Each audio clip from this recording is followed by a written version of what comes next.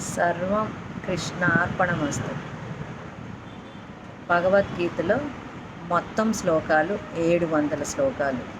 అందులో శ్రీకృష్ణ భగవానుడు 574 శ్లోకాలు, అర్జునుడు 84 శ్లోకాలు, సంజయుడు 41 శ్లోకాలు, ధృతరాష్ట్రుడు 1 శ్లోకం చెప్పారు. అంటే మొత్తం 700 శ్లోకాలు. అందులో నుంచి క్రీస్తు శేషులు పద్మశ్రీ ఘంటసాల గారు 100 శ్లోకాలను ఫలశ్రుతి మంగళ శాసన శ్లోకాలతో కలిపి రాగయుక్తంగా తాత్పర్య సహితంగా గానం చేసి మనకు అందించారు. దాంట్లోదే పార్థాయ ప్రతిబోధితా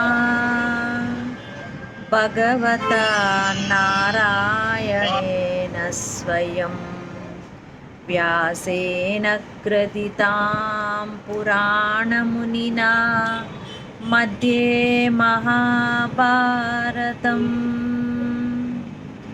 అద్వైతామృతవర్షిణి భగవతి అష్టాదశాధ్యాయిని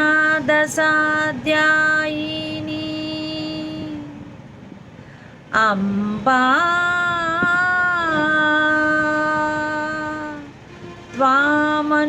త్వామనుసందదామి భగవద్గీతే భవద్వేషిణి భగవద్గీతే భవద్వేషిణి.